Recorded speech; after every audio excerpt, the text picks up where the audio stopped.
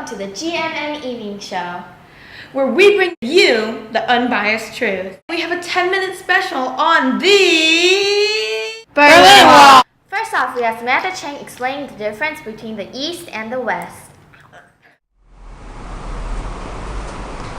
Welcome to the GNN Mid-Afternoon News. I'm Samantha Chang, here to inform our avid viewers about the difference between East and West Germany. East and West Germany have striking differences, almost as different as Coco Chanel and Maybelline. These are obvious to the point that they seem as though they are separate countries, founded on extremely different values. West Germany is currently enjoying economic success and basking in the help of the United States. Our beloved President Ronald Reagan has famously said, "Ich bin ein Berliner," which means I am a Berliner, which has thus helped uniting the United States and West Germany. However, in the East, people are suffering under the Soviet regime. The tyrannical methods of communism have not only been inflicted upon the innocent minds of young democratic children, but also pressed upon the entire society. Luckily, the United States has magnanimously been sending aid through our technologically advanced aircrafts. Our viewers may be severely worried for the East Berliners as the empathetic Americans they are. But we urge them to stay in their seats as the United States government is spreading proper democratic values as we speak. Thank you, Sam, for the brilliant explanation. You're welcome. Now let's go to Vivian for the airlift plan.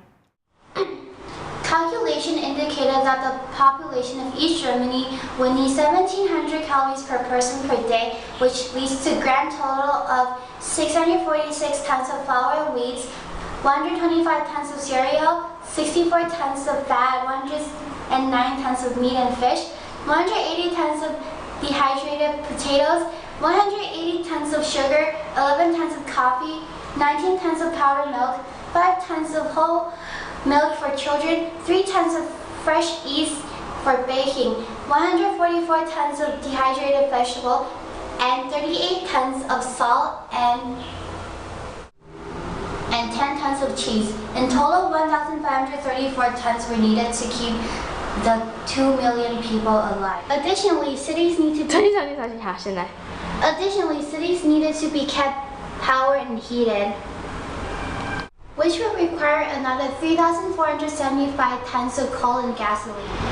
The post-war demobilization left the U.S. force in Europe with only 2 squadrons of C-47 Skytrain aircraft, which could only carry about 3.5 tons of cargo. Aircraft were scheduled to take off every 4 minutes, flying 1,000 feet higher than the flight in the front. This pattern began at 5,000 feet and was repeated 5 times. The massive effort to supply the 2 million West Berliners with food and fuel for heating began in June 1948. Thank you, Vivian. To Vivian again for the latest intel on the current airlift situation. Currently, LeMay has appointed the headquarters Commandant General Smith as the provincial task force commandant of the airlift. Clay has already arranged for the maximum airlift to start on Monday, June 28, using the C-27s. He has given orders to launch the Operation Vitals. 32 C-47s are going to lift off for us, having 80 tons of cargo, including milk, flour, and medicines, which is estimated for us to last 3 months. However, the goal for the future is to send out 1,534 tons daily to keep the 2 million people alive. In order for accomplishing this, they will need to be given approximately 50 additional transport planes to arrive in Germany. But the number which they can make is not yet known, and General Robertson is doubtful of their ability to make this number available. Thanks again, Vivian, for the brilliant brief on our current situation. Let's go to our exclusive GNN interview with a local person in West Germany. Okay, now let's go see what the local people feel about the Berlin Wall. Excuse me. Hi. Hi. What is your opinion on the Berlin Wall? I feel like the Berlin Wall separates a lot of people and families. Like, I know a person whose brother was separated from him because of Berlin Wall. Oh, what do you think it feels like to be on the other side of the wall? I don't know, because look at the wall, it's so tall and I obviously can't see through it. Do you you wish that Germany could ever become one again? I would wish so, but I'm not exactly sure if that's possible because considering the current circumstances, I don't really think that's possible. Okay, thank you, and now let's go back to our program. Once again, thank you, Vivian, for the brilliant interview. To our commercial break. Battling those winterly chapped lips like East Berlin and West Berlin? Yes! Can all be solved with a simple swipe of Moore's Lip Delight Lip Balm. A swipe of this and you instantly go from drab to fat. Oh my god, Moore's lip balm? This totally helps! Where can I buy these? Available at any drugstore retailers near you. Available in flavors of rosebud and vanilla. If you call now, we'll throw in a free Tiffany charm bracelet. Worth 100 times the price you paid for. Now let's go back to our original program. Whoa! Now let's go to an even more exclusive interview seen only on GNN of Harry Truman himself. Hello America, today I'm with Harry Truman. Hi. Hello. So do you have any opinion on the Berlin Wall? The Berlin Wall is certainly a hindrance to democratic society. What is your view on the Cold War? The Cold War is different than any war we've experienced before. It's one of mental strength, not of arms. But I'm most certain that the United States will win, regardless. I wish that Germany could be one again. I certainly wish that Germany could be one under the democratic rule. Wartime president, do you have any words of advice for Ronald Reagan? Well, the war I fought with the Soviets as my allies was completely different than the one we have now. However, as a wartime president to another, I would like to say that to constantly remain vigilant as the United States will surely win this war. Do you have any idea how life on the east side of Germany is? I certainly know that it is horrible with those Soviets in control, and we must help the people there. Think about the arms race that is currently going on between Soviet Union and the United States. Well, I can't speak for those dirty Soviets, but for the United States, this is about defense, not attack. We are people of honor and of constant, rugged individualism. Think about the concept of the mutually assured destruction, otherwise known as MAD. Well, the thing is, the Soviets would have attacked us first, and we have no choice but to assure that they're destroyed. Your time, Mr. Truman, and I hope you have a nice day. It's been my pleasure. The people of the United States are my first priority, and protecting them against those dirty, backstabbing Soviets. There you have it, folks. Now let's get back to our program. Vivian for the wall structure. Here's a miniature version of the Berlin Wall. So as you can see, the Berlin Wall is far more complex than just a concrete slab that separates East Germany from West Germany. In fact, immediately behind the walls of East Germany, which is this wall, is a signal fence. Touch it and a silent alarm is sent to the watchtower, which is this one, and this watchtower watches over the entire wall.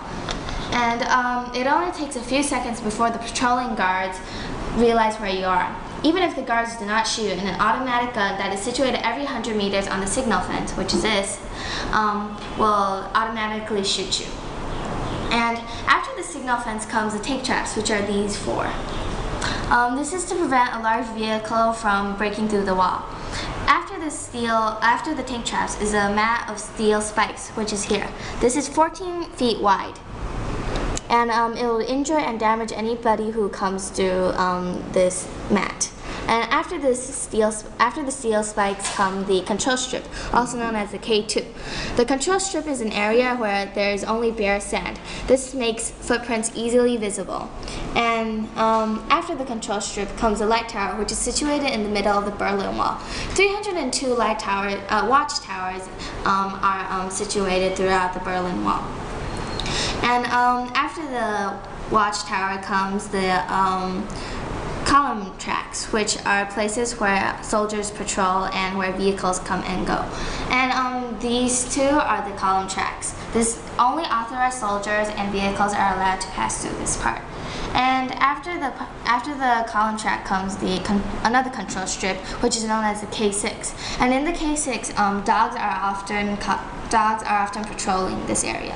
After the control strip comes this deep trench, which is known as the anti-vehicle trench. This serves as the last resort trap to prevent a large vehicle invasion through the wall. And last but not least comes the famous Berlin Wall, which is 12 feet high, which is the last obstacle that blocks East Germany from West. It is no wonder that this area is commonly known as the Death Strip, as no one so far has successfully broken through the barrier. Thanks, Vivian. Not least, we have Samantha Chang and Vivian analyzing the Berlin Wall.